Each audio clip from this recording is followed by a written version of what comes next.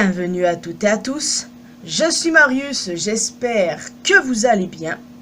Il s'agit là de ma toute première vidéo théorie sur cet univers, et franchement, j'en suis plutôt fier, voyez-vous. Vous avez lu le titre, vous vous posez sans doute des questions, notamment sur qui est Lee-Man. Eh bien, je vais vous expliquer, bien évidemment. Lee-Man fut pendant un temps le colocataire de Jon Arbuckle et le premier propriétaire d'Audi. Sa dernière apparition dans la BD remonte à 1983. Il n'a fait que 2 apparitions depuis son départ. En panneau de titre pour le 10e anniversaire de Garfield en 1988 et dans un mini flashback du coup. De plus, sa tête apparaît sur un journal en 2013. Mais qu'est-il devenu exactement? Pourquoi a-t-il disparu comme ça tout d'un coup? Eh bien, évidemment, je vais vous en parler. Sachez qu'il existe de nombreuses théories concernant la disparition de Lee-Man. Déjà, la première, comme quoi il aurait été kidnappé par des extraterrestres. Si on se base sur la petite planche que je vous ai montrée précédemment où sa tête apparaît sur un journal, le dialogue de Jon et Garfield vont dans le sens des extraterrestres. Ils ne parlent pas de Lee-Man en soi, mais peut-être que ça peut faire un petit rapprochement. Seconde théorie, Garfield est une créature mutante qui draine la force vitale de Lee-Man. Ouais, on essaye de faire passer notre pauvre petit chat pour un espèce de monstre, c'est pas la première fois d'ailleurs. Et une autre théorie qui est beaucoup plus populaire, Jon a tué Lee-Man pour garder Audi. Et c'est de celle-là dont je vais vous parler. Enfin, un peu plus glauque, où Audi n'est pas réellement concerné, enfin, vous allez voir les amis, vous allez voir. Et oui, je vous ai prévenu, c'est glauque. Je suis à fond sur les théories glauques en ce moment, comme vous pouvez le voir. Lorsqu'un fan a demandé où se trouvait Lee-Man, Jim Davis, le papa de Garfield, a répondu « Ne regardez pas dans le sous-sol de Jon ». Étrange, non? Et après des recherches approfondies, j'ai appris que Lee-Man peut être trouvé dans le jeu Garfield's Scary Scavenger Hunt, enchaîné au mur dans le sous-sol de la maison hantée. Avec ces 2 éléments, nous pouvons faire la lumière sur sa disparition. La première pièce essentielle du puzzle est que la maison hantée appartient très probablement à nul autre que Jon Arbuckle lui-même. Cela signifie également que Jon a toujours tiré les ficelles dans ce jeu. La véritable intrigue de la chasse au trésor est que Jon a caché les friandises autour de cette terrifiante maison qu'il possède et a demandé à Garfield de les chercher dans le but de le cicatriser émotionnellement et accessoirement le maltraiter. Mais la vraie chose sur laquelle il faut se centrer est le fait que Lee-Man est enchaîné dans le sous-sol, ce qui en revient à ce qu'a dit Jim Davis.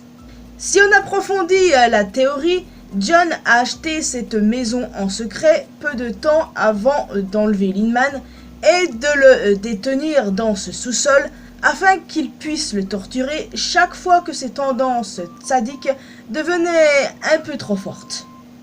C'est glauque. Cela signifie donc que Lee-Man est dans ce sous-sol depuis au moins 30 ans? Eh ben, pauvre type, hein. Malheureusement, ce n'est pas la fin de l'histoire pour Lee-Man. Jusqu'ici, c'est quand même pas mal glauque les amis, évidemment. Mais c'est pas fini, parce qu'il y a eu une suite à ce jeu.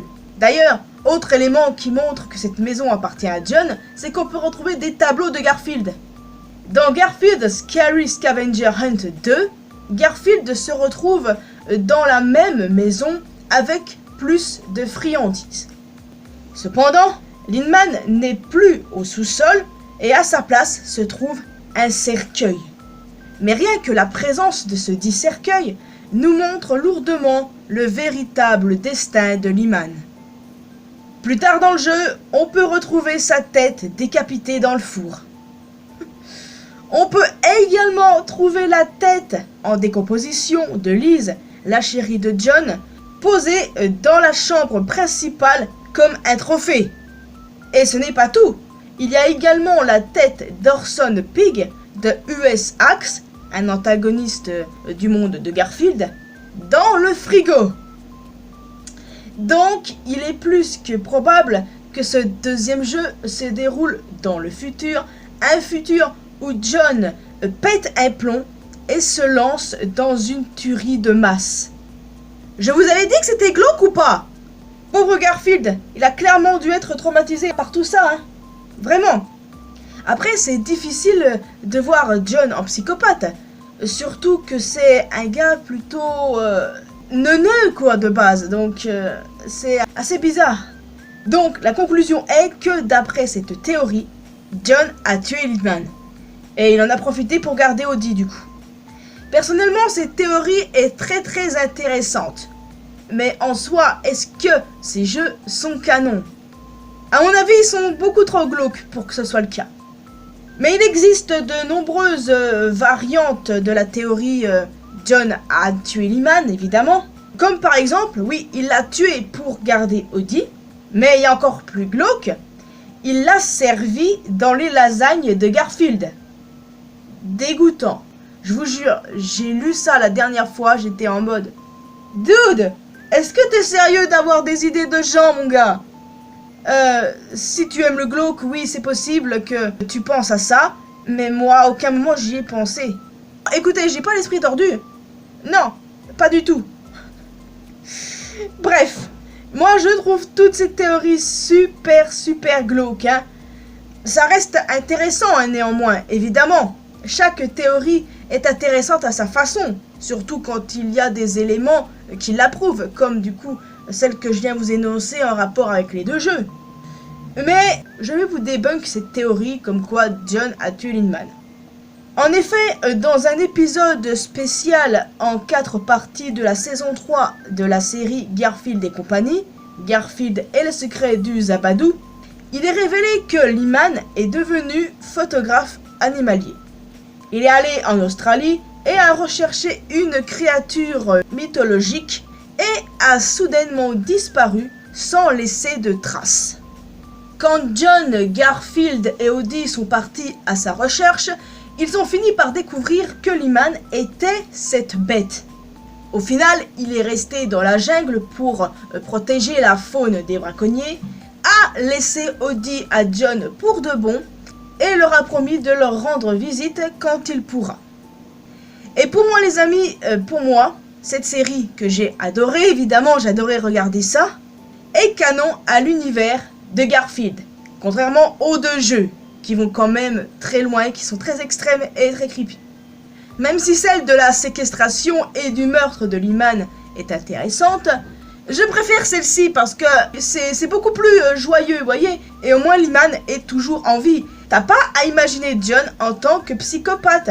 Je refuse de l'imaginer ainsi, moi, personnellement. Je sais pas si c'est votre cas à vous, mais...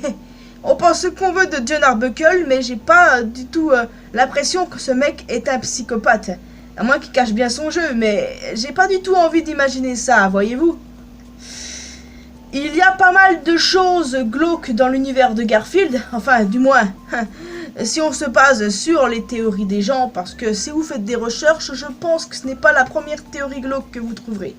Et puis d'ailleurs, il y a des creepypastas, il y a aussi le fameux Gorefield. Faudrait vraiment que je fasse une vidéo sur ce truc un jour, hein, pour vous expliquer aussi à quel point ça va loin cette affaire-là. C'est là où Garfield est un espèce de monstre. Et bon, je vous en parlerai éventuellement dans le futur si vous le voulez. Donc n'hésitez pas à me le dire si vous voulez, hein. Donc n'hésitez pas à me donner votre avis sur cette théorie. Est-ce que vous avez une autre théorie concernant la disparition de Liman? Ça peut être aussi bien une des théories que j'ai évoquées précédemment, ou évidemment une théorie dont je n'ai pas parlé, votre propre théorie à vous. Bien entendu, pour connaître Liman, il faut être calé sur la BD, ce que je ne suis pas réellement. Mais bref, voilà. Est-ce que vous voulez que je fasse d'autres vidéos sur Garfield? Sur Gorefield, n'hésitez pas aussi à me dire si vous voulez vraiment que j'en fasse une là-dessus. Je prévois de le faire, mais si vous voulez, eh bien ça me motivera encore plus de la sortir beaucoup plus tôt, vous voyez. En tout cas les amis, je suis super contente d'avoir parlé de Garfield enfin en vidéo, parce que Garfield c'est un univers que j'aime beaucoup, évidemment. Comme je vous l'ai dit, je raffole de la série Garfield et compagnie, ce qui m'a surtout plongé davantage dans l'univers de Garfield. Donc oui, j'ai bien kiffé ça et j'espère pouvoir refaire d'autres vidéos dans le futur. Donc, en plus du commentaire, bien évidemment, avec votre propre théorie sur l'Iman, vous pouvez laisser un petit pouce bleu, ça fait toujours plaisir, bien évidemment. Vous pouvez me retrouver sur mes réseaux sociaux, les liens sont comme toujours dans la description. Et surtout, le plus important, abonnez-vous à cette chaîne, ainsi qu'à ma chaîne secondaire, pour qu'on puisse se retrouver dans une prochaine vidéo. Bye bye!